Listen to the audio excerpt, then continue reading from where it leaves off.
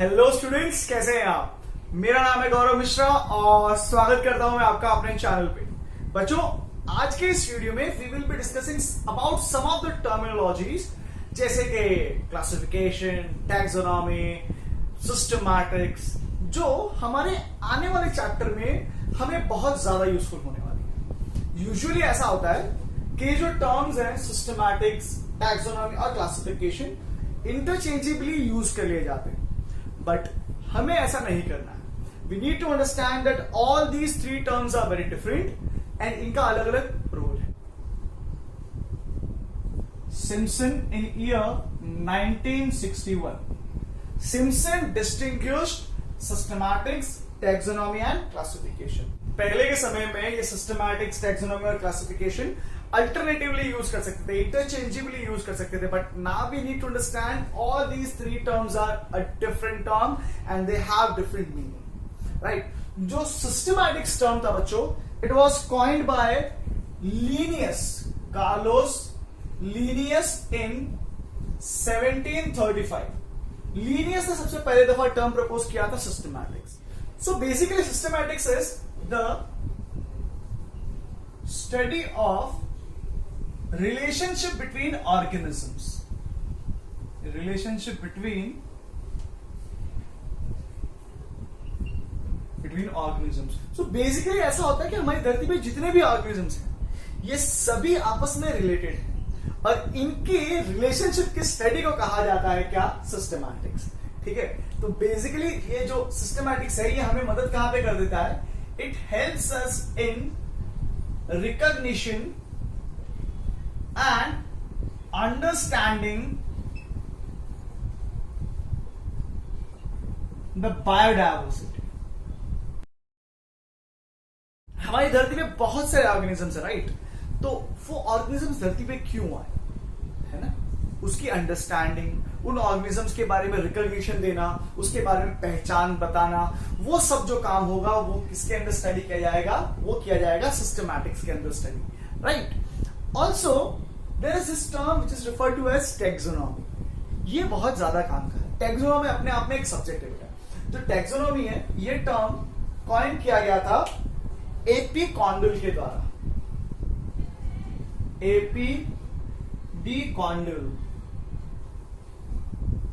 Condell sir ने इसको propose किया था। ठीक है, अगर आप टैक्सोनॉमी की बात करते हो तो taxonomy basically deals with three stuff. First is identification. Identification का मतलब क्या होता है, किसी भी ऑर्गेनिज्म की एग्जैक्ट पोजीशन फाइंड करना, किसी भी ऑर्गेनिज्म की एग्जैक्ट पोजीशन फाइंड करना। जैसे कि मैं इंसान हूं तो I am placed into this class called as Mammalia, मुझे मैमलिया में डाल दिया गया। तो वो जिस जगह पे मुझे मेरी एग्जैक्ट पोजीशन मिली है, मैमलिया जो मेरी एग्जैक्ट पोजीशन है, वो कैसे आई होगी। Why am I not placed into this class of amphibia, मुझे एम्फीबिया में क्यों नहीं डाल दिया गया, मुझे मैमलिया में ही क्यों डाला गया। कुछ certain set of rules follow किए गए होंगे और मुझे मेरी क्लास मैमलिया दी गई, तो मेरा जो एक्चुअल पोजीशन है वो मैमलिया है। अगर मुझे एम्फीबियंस में डाल देते तब भी मेरी पोजीशन क्या रहती, गलत हो जाती, समझे।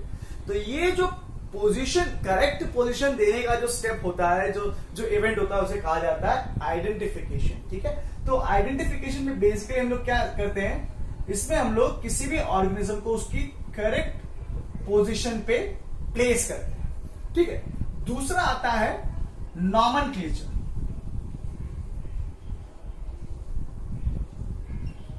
अगर नॉमेनक्लेचर की आप बात करते हो तो nomenclature is basically naming of organism, naming of organism, है ना। किसी भी ऑर्गेनिज्म को जो नाम देने का इवेंट होता है उसे हम लोग कहते हैं नॉमेनक्लेचर।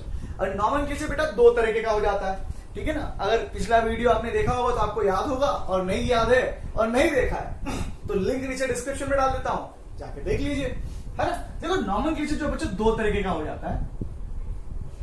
एक हो जाता है वर्नैक्युलर। वर्नैक्युलर, वर्नैक्युलर का मतलब क्या होता है, इसमें हम लोग किसी भी ऑर्गेनिज्म को देते हैं उसका कॉमन नेम। कॉमन नेम दिया जाता है, जैसे कुत्ता बोल दिया हमने, कुत्ता is a common name, dog is a common name, fine, gulab is a common name, people is a common name, people मतलब पीपल का जो पेड़ होता है वो, ठीक है। वहीं पर जो दूसरा नॉमेनक्लेचर होता है उसमें हम लोग क्या प्रपोज करते हैं, साइंटिफिक नेम देते हैं, साइंटिफिक नेम। तो जो नॉमेनक्लेचर होगा उसमें दो तरीके के नाम दिए जाते हैं, एक तो वर्नैक्युलर और दूसरा साइंटिफिक। वर्नैक्युलर में कॉमन नेम दिया जाता है और साइंटिफिक में जो होता है साइंटिफिक नाम देते हैं, मतलब दुनिया भर के किसी भी कोने में चले जाओ। अगर आप फाइकस रिलीजियोसा के बारे में बात कर रहे हो तो उसका मतलब है पीपल, फाइकस रिलीजियोसा। अगर मैं यहां पर पीपल पीपल कर रहा हूं तो सबको समझ में आ जाएगा पीपल की बात कर रहे हैं सब। अगर मैं अफ्रीका में जाकर के बोलता हूं पीपल पीपल पीपल पीपल, तो भाई साहब हो सकता है वो पीपल कोई गाली निकल जाए और है ना हमारा हो जाए कल्याण। तो I want you to understand that the scientific name is universal. दुनिया के किसी भी कोने में चले जाइए साइंटिफिक नेम यूज किया जाएगा, ठीक है। तो ये जो नाम देने का सिलसिला होता है उसे हम लोग कहते हैं नॉमेनक्लेचर, ठीक है। फिर नॉमेनक्लेचर की भी काफी सारे टाइप्स हो जाते हैं। बेसिकली 3 टाइप्स हमको ध्यान में रखने होते हैं। एक तो इसके अंदर आ जाएगा पोलिनोमियल, जहां पर किसी भी ऑर्गेनिज्म के नाम के अंदर काफी सारे वर्ड्स होंगे और वो उसका नाम तो बताएंगे, साथ में उसके कैरेक्टरिस्टिक भी बता देंगे, ठीक है। दूसरा आता है ट्राइनोमियल, यहां पर 3 नाम होते हैं, एक नाम के अंदर 3 वर्ड होंगे, जहां पर पहला वर्ड जो होगा वो बताएगा उसका जीनस, दूसरा वर्ड जो होगा वो बताएगा उसकी स्पीशीज, और जो तीसरा वर्ड होगा वो उसको उसकी सब स्पीशीज इंडिकेट करेगा। जैसे कि आप लोग यहां पर एग्जांपल देख सकते हैं, रेड टेल्ड हॉग के बारे में बताया गया है, नाम दिया हुआ उसका जीनस है, ये उसकी स्पीशीज है और यहां पर सब स्पीशीज, राइट। चलिए दूसरा है बाइनोमियल नॉमेनक्लेचर, ये बहुत काम का है बेटा, बाइनोमियल नॉमेनक्लेचर। यहां पर नाम के अंदर 2 वर्ड्स होते हैं और पूरी दुनिया भर में बाइनोमियल नॉमेनक्लेचर ही चलता है। 2 वर्ड होते हैं जहां पर पहला वर्ड होगा जीनस, दूसरा वर्ड होगा स्पीशीज। तो अगर हम इंसानों की बात करते हैं तो हमारा नाम है होमो सेपियंस, होमो जीनस, सेपियंस स्पीशीज, 2 है। तो देखो नॉमेनक्लेचर के रूल की बात करते हैं तो बेटा रूल भी देखो 4 रूल है, फटाफट से डिस्कस कर लेते हैं। सबसे पहला रूल क्या होता है, सबसे पहला क्या होता है कि आपको यूज करना है लैटिन लैंग्वेज। जो भी आप नाम लोगे, लैंग्वेज है ना, वो आप लोग कौन से लैंग्वेज से उधार लोगे, लैटिन से। दूसरा, अगर आप नाम लिखते हो इंसानों का, जैसे कि मैंने लिखा है होमो सेपियंस, ठीक है। होमो सेपियंस में ये जो पहला वर्ड होगा ये हमारा जीनस बताएगा और ये दूसरा वर्ड होगा ये हमारी स्पीशीज बताएगा, राइट। तो ये चीज हमेशा ध्यान में रख के रखेंगे। कोई भी साइंटिफिक अगर बाइनोमियल नॉमेनक्लेचर में नाम लिखा है आपने, तो जो पहला नाम होगा वो हमेशा जीनस का होगा, दूसरा नाम हमेशा स्पीशीज का होगा। हाँ के ना, हाँ के ना, हाँ। तीसरा रूल में जो जीनस है, जीनस उसका फर्स्ट लेटर कैपिटल रहेगा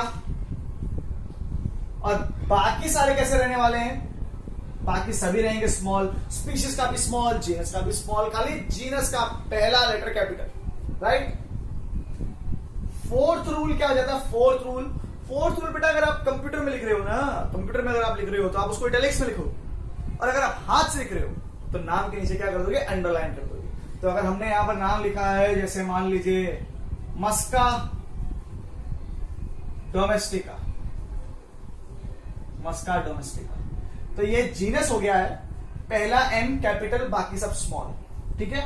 दूसरा डोमेस्टिका ये स्पीशीज थी, तो इनके बीच में क्या कर देना, देखो ये बीच में अगर है ना, बीच में खाली जगह है, तो ऐसे स्ट्रेट लाइन नहीं बनानी है, हमें क्या करके रखना है, गैप रख के रखना है दोनों के बीच में। तो जीनस के लिए अलग लाइन होगी और डोमेस्टिका जो स्पीशीज है उसके लिए अलग लाइन होगी। ये हमारा रूल हो गया टेक्सोनॉमी, ठीक है। चलिए, और टेक्सोनॉमी का जो तीसरा कैरेक्टर है वो है क्लासिफिकेशन, ठीक है। तो एक क्लासिफिकेशन की बात कर लेते हैं फटाफट। यहां पर देखो क्लासिफिकेशन का मतलब क्या होता है, क्लासिफिकेशन का मतलब क्या होता है, क्लासिफिकेशन का मतलब होता है ग्रुपिंग ऑफ ऑर्गेनिज्म। किसी भी ऑर्गेनिज्म को ग्रुप में डालने की जो प्रोसेस होती है उसे कहा जाता है क्लासिफिकेशन।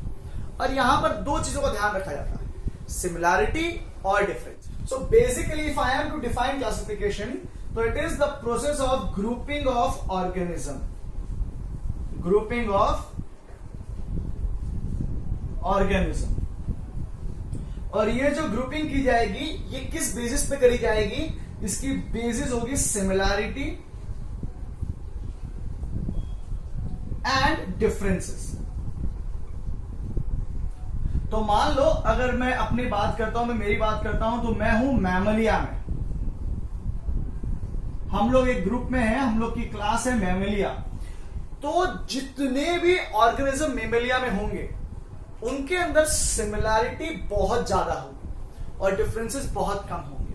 अगर हम किसी एक ग्रुप के अंदर प्लेस करते हैं ऑर्गेनिज्म को तो मैक्सिमम सिमिलैरिटी होनी चाहिए और डिफरेंसेस सबसे कम होने चाहिए। बट अगर मैं मैमलिया को कंपेयर करता हूं किसी दूसरे ग्रुप के साथ में, मान लो आर्थ्रोपोडा के साथ में, मैं नो वो तो क्लास, वो तो फाइलम हो जाएगा, ओके एम्फीबियंस के साथ में कंपेयर करते हैं, तो ये दो अलग अलग ग्रुप हैं, ये दो हैं अलग अलग ग्रुप। तो यहां पर इन दो ग्रुप के मेंबर्स में सिमिलैरिटी कम हो जाएंगी, डिफरेंसेस ज्यादा। ठीक है, अगर एक ही ग्रुप के ऑर्गेनिज्म को कंपेयर करोगे तो सिमिलैरिटी ज्यादा होगी, डिफरेंसेस कम होंगे। बट जब दो अलग अलग ग्रुप के ऑर्गेनिजम्स को कंपेयर करोगे बेटा तो डिफरेंसेस ज्यादा हो जाएंगे और सिमिलैरिटी क्या हो जाएगी? कम हो जाएगी। ठीक है, तो जो क्लासिफिकेशन है that is basically the grouping of organism on the basis of similarity and differences, right. जो क्लासिफिकेशन का सबसे पहला पार्ट किया गया था, जो सबसे पहले दफा क्लासिफिकेशन किया गया था, वो किया गया था एक बहुत ही महान व्यक्ति के द्वारा जिनका नाम था Aristotle. Aristotle is also regarded as father of biology, father of zoology, है ना। क्यों जूलॉजी का फादर बोला उनको हमने? क्योंकि इन्होंने एक किताब लिखी थी जिसका नाम था हिस्टोरिया एनिमलियम। इसमें इन्होंने ऑर्गेनिजम्स को, बेसिकली एनिमल्स को दो भाग में बांटा। एक भाग वो जिसके अंदर आरबीसी एब्सेंट होती थी, एनाइमा, सॉरी एनीमा नहीं है, एनाइमा है, एनाइमा। एक ग्रुप वो जिसका नाम था एनाइमा।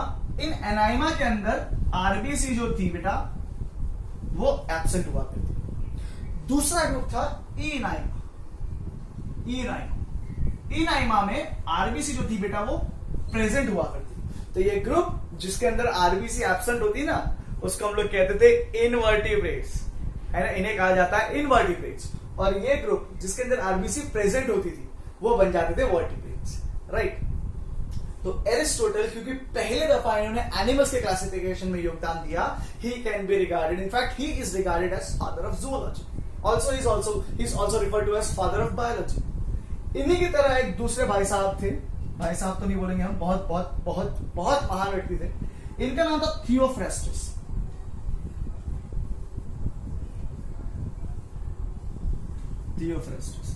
देखो ये छोटी छोटी सी चीजें हैं बेटा, ये थोड़ी छोटी छोटी चीजें हैं, ये थोड़ी सी याद होनी चाहिए, या इफ याद नहीं है तो कम से कम पता होना चाहिए। क्योंकि ऐसे जो क्या है छोटी मोटी चीजें हम जिसको छोड़ के जिसको इग्नोर मार देते हैं वही कई बार क्वेश्चन बन जाता है। This sounds too simple, but this has been a question, right? This has been question in your competitive exam, right? तो जो थियोफ्रेस्टस सर थे, इन्होंने एक किताब लिखी थी, उसका नाम था हिस्टोरिया प्लांटेरम। इस हिस्टोरिया प्लांटेरम के अंदर इन्होंने तकरीबन 480 प्लांट्स को क्लासिफाई किया था, ठीक है। और जो क्लासिफिकेशन किया 480 प्लांट का, वो किस बेसिस पे किया था? It was on the basis of form and texture. हमारा प्लांट कैसा दिख रहा है, कैसा उसका टेक्सचर है, उसकी फील कैसी है, उसके फील बेटा थोड़ा सा टच करने वाला फील है ना, पत्तों को टच करोगे तो वैसा वाला फील है ना। थोड़ा दिमाग का बल्ब ज्यादा मत जला देना वरना कोरोना के समय में विस्फोट हो जाएगा। तो थियोफ्रेस्टस क्योंकि इन्होंने प्लांट का क्लासिफिकेशन किया सबसे पहले दफा, he is regarded as father of botany, right. तो आई होप बेटा ये जो 3 टर्म्स का हमने डिस्कशन किया है इस वीडियो में, ये आपको बहुत अच्छे से समझ में आ गया होगा। अगर ऐसा है तो प्लीज लाइक बटन पे क्लिक कर दीजिए, एक शेयर वाला बटन दिख रहा होगा, आप चाहते हो कि आपके फ्रेंड्स को भी इसी तरीके से थोड़ा बहुत कुछ समझ में आ जाए तो शेयर कर दीजिए वीडियोस के साथ में। और अगर लग रहा है कि ये चैनल आपको फ्यूचर में यूजफुल हो सकता है तो सब्सक्राइब जरूर करें। जब इतना कष्ट कर रहे हो तो नीचे एक बेल वाला बटन होगा, वो भी दबा दीजिए, ताकि फ्यूचर में जब कभी भी वीडियो अपलोड हो हमारे चैनल पे, you get a notification and you go through that video as well. मिलते हैं अगले वीडियो में, जहां पर डिस्कशन करेंगे हम लोग अबाउट द टैक्सोनॉमिक हायरार्की। तब तक के लिए अपना बहुत ध्यान रखें, stay safe and stay blessed. Thank you very much.